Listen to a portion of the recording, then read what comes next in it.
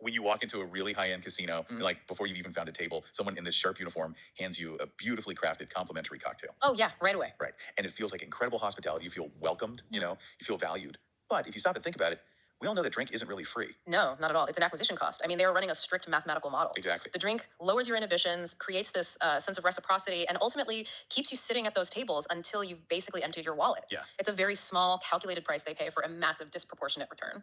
Welcome to our deep dive. Today, we actually have a mission for you. We are taking that cold mathematical model of the casino comp and, well, applying it to something much more intimate. Much more intimate. We are unpacking a deeply analytical, honestly, almost chillingly clinical set of observations.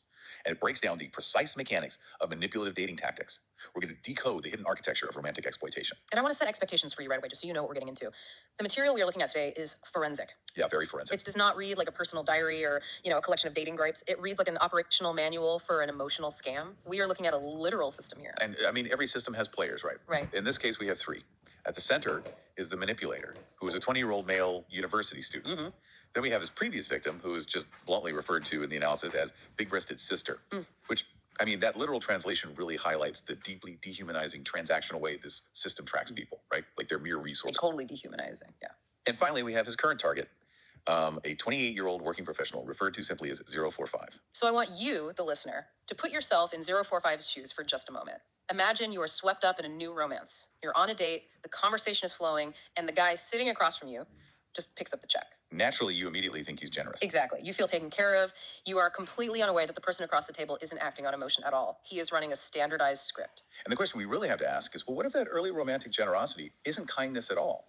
What if it's a calculated credit cost meant to fund a long-term parasitic lifestyle?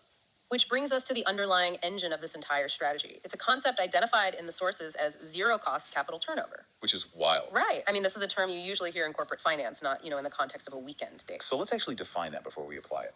In a business context, what does zero-cost capital turnover even look like? So in business, capital turnover is about how efficiently a company uses its money to generate revenue. Zero-cost capital turnover means a company is generating revenue without tying up literally any of its own equity. Wow, okay. Yeah, they might use supplier credit or get customers to pay up front. So they are essentially operating entirely on other people's money. Their return on investment is infinite because, well, their own initial investment is zero. So how does a 20-year-old college kid pull off a complex financial maneuver like that on a first date? By using the exact same principles. The analysis details that when this student first met up with 045, he actively paid for their first 2 meals. Right. On the surface, to 045, this establishes an immediate positive baseline. He's a student, yet he's paying. It creates a very powerful first impression.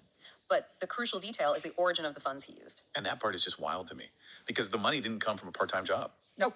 It didn't come from his parents. It didn't come from his own pocket at all. Not a single cent. The money for those initial dates came directly from cash gifts, specifically red envelopes and profits from trading copper coins. Wait, copper coins? Yeah, coins that he had systematically extracted from his previous victim, the woman referred to as big-breasted sister. So this is basically a romantic Ponzi scheme. Like, he's taking the funds from the last investor to pay the dividends to the new investor. I mean, I see why I'd make that connection, but a Ponzi scheme relies on eventually paying old investors with new investors' money just to keep the illusion going. Oh, right. He has absolutely no intention of paying anyone back. It's actually much closer to toxic venture capitalism. Oh, man. That's bleak. It is. He is executing a hostile takeover, liquidating the assets of his previous target, and using those liquidated assets as seed money to fund the startup costs of his next exploitation. That is a much darker way to look at it, but I mean, totally accurate. He is generating new relationship equity without risking a single dime of his own actual living expenses. Exactly. But it makes me wonder, if his ultimate goal is to just be a parasite and extract resources, why part with that scammed seed money in the first place? Like, why not just pressure 045 to pay from day one? Because if you do that, the mark walks away from the table. Ah, okay. The strategy here dictates that if he made a 045 pay on the very first date, her protective filter would shatter immediately. She is 28. She knows a 20-year-old student has less money, right? Sure. But if he acts cheap on day one, she instantly recognizes the imbalance and ends it. Right, the casino has to give you the free drink before you actually sit at the blackjack table. Precisely. Those first 2 meals are a highly calculated credit cost. He is basically buying trust. Wow. He is planting a very specific anchor in her mind. He wants her to think he isn't stingy. And once that core belief is planted during the honeymoon phase, it becomes incredibly hard to uproot, even when his behavior drastically changes later. And he optimizes this investment brilliantly, too. Like, the logistical setup of these first 2 dates is a masterclass in cost avoidance. It really is. Because where did they happen? They didn't happen at a fancy restaurant downtown. They happened at Zoo 45's home. Which is absolutely critical to the financial model he's running. Yeah, by having their early dates and eventually their physical intimacy at her apartment, he completely bypassed what would normally be his biggest early expense in dating. Hotel rooms. Exactly, hotel rooms. If they were meeting neutrally somewhere, a guy trying to impress an older woman might feel compelled to pay for a nice place to stay. Right. But by securing access to her private space immediately, those 2 meals became his only actual out-of-pocket cost in this entire chain of events. Incredible. The rest of the resources, like the space, the intimacy, the time, were entirely provided by her. When you look at the architecture of this, his generosity is highly temporary. It is merely phase 1 of a much larger, highly rigid system. Yeah. The analysis we are unpacking isn't just guessing what this 20-year-old will do next. It is tracking a standard operating procedure that was already successfully executed on the previous victim. Wait, I'm struggling with this a bit. Are we totally sure he planned this whole multi-stage timeline from day one? I mean, isn't it more likely that he's just a broke college kid taking advantage of a convenient situation as it organically unfolds? It's a natural assumption to make, right? That this is just, opportunistic laziness. Yeah. But the evidence of intentionality lies in how predictably and systematically he shifts his behavior. The operational manual outlines 3 distinct stages of exploitation. Okay, let's break those down. So, stage 1 is the honeymoon. This is the current phase with 045, consisting of active payments for visible costs to cement that favorable impression. But stage 1 has a strict expiration date. Because buying that initial trust creates a new problem for him, right? Like, he's burning through his scammed seed money. He needs to plug that leak. Exactly, which forces the transition into stage 2 stabilization and the impending shift. The behavioral model predicts that literally within a week or 2 of the initial hook, he will test the waters to start transferring costs back to her. The specific tactic he uses here is so insidious. The analysis predicts he will coax 045 to travel from her city A, to his location in a town in city B. Mm-hmm. But he won't frame it as, hey, come here so I don't have to spend money. Yeah. He will use the excuse that he can't get away due to his student schedule. Right, he uses his status. Yeah, he frames it as a romantic invitation, like, come over to my city, I want to show you my collection. And to the target, it sounds like intimacy. It sounds like a genuine desire to share his world with her. But we really have to look at the structural reality of that invitation. The structural reality is that it's a massive direct cost transfer. Massive. If she travels to him, she is shouldering the transit costs. Mm-hmm. And because he lives in a university dorm, they obviously can't stay there. They have to get a hotel. Right. So who pays for the hotel? She does, because she is the one visiting. He successfully masks the financial extraction as this cute romantic milestone. It's brilliant in a terrifying way. He establishes the precedent early on that she travels and she pays, which perfectly primes the relationship for stage 3, the end game. Yeah, the analysis refers to this final stage as parasitic semi-cohabitation. And this is where the facade drops completely. The prediction is that once the new fall semester starts, they will fall into a heavily unbalanced routine. Totally unbalanced. He will live in his university dorm during the week to attend classes, and then on the weekends, he will commute to 045's apartment and basically just crash there. In this phase, he ceases to be an investor entirely and becomes a full-time consumer. He pays for nothing. Nothing at all. The text outlines how every conceivable burden shifts to the target. Let's look at the financial burdens first. When he's over for the weekend, who pays the takeout bills? She does. Who buys the groceries? She does. But it goes far beyond just money, too. There is a massive shift in domestic labor. She becomes the one doing the chores, cleaning the apartment, and doing the laundry, while he basically sits on her couch scrolling on his phone. Yeah, it's wild. He treats her home like a free, all-inclusive resort. And perhaps the most draining aspect of all this is the emotional phase. If they get into a conflict, she is the one who has to make the effort to reconcile. Always. She is the one planning the weekend activities to keep them entertained. He has successfully transitioned from an active participant trying to win her over to a passive parasite existing entirely on her energy. I keep coming back to a glaring contradiction here. What's that? Well, 045 is 28 years old. She is a working professional. She has life experience. What is happening neurologically or psychologically that overrides her life experience and allows a 20-year-old to bypass her basic defenses so completely? It's honestly the most important question to ask, and the analysis provides a really fascinating biological and situational explanation for this. First, we have to recognize the timeline here. Okay. At the point of observation, it has been less than 2 weeks, and they have only had 2 meetings. The sample size of his behavior is incredibly small. So she just doesn't have enough data points yet. She doesn't. But more importantly, she is operating under a profound biological blindfold. The analysis refers to this as a hormone-driven filter. Right. They have recently become sexually intimate. During this specific window of time, her brain is just flooded with oxytocin and dopamine. Oh, the classic honeymoon brain. It's incredibly powerful chemistry. That afterglow literally wires her brain, temporarily at least, to amplify his positive traits, like his initial generosity, and entirely suppress or ignore any red flags. Wow.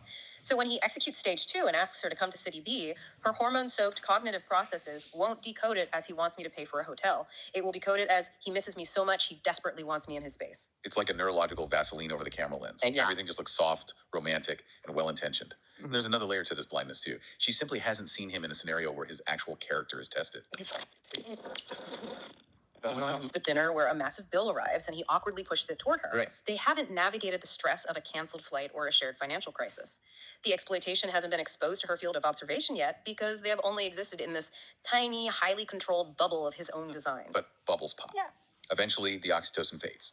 Eventually, she is going to notice that her bank account is draining faster, that she is doing all the laundry, and that she is carrying the entire emotional weight of the relationship. Absolutely. So when she finally starts to doubt this imbalance, how does his system survive the scrutiny? That is where we see the absolute centerpiece of his manipulative architecture. When she inevitably questions the dynamic, he relies on his ultimate defense mechanism.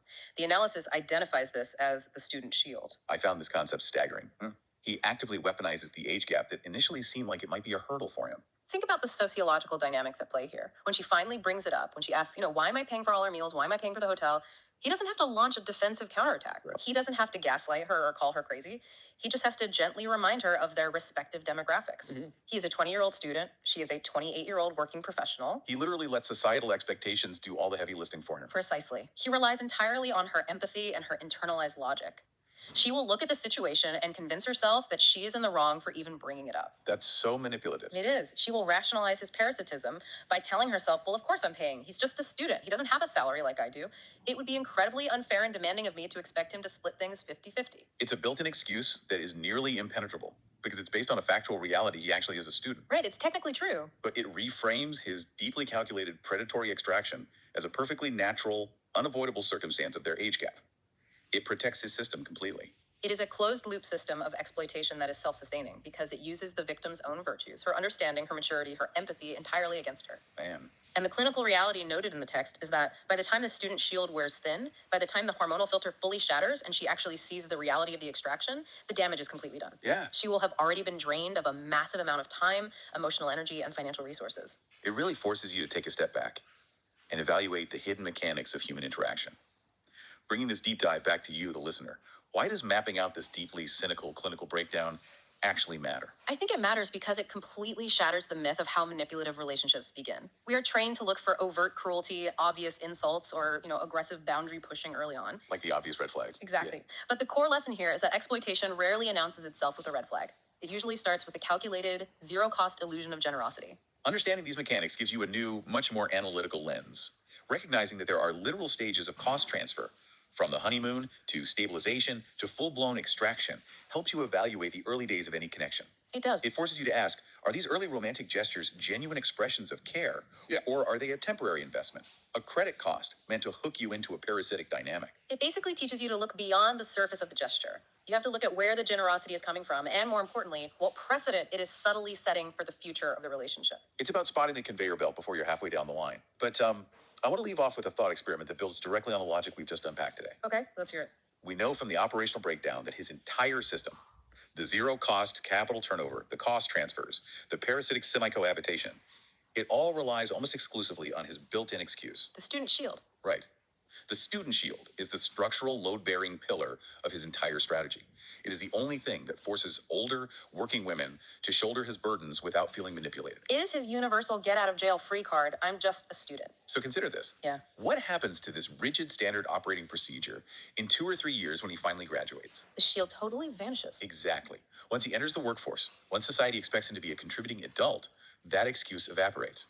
Does this deeply ingrained parasitic system simply collapse entirely under the weight of adult expectations? Or does it adapt?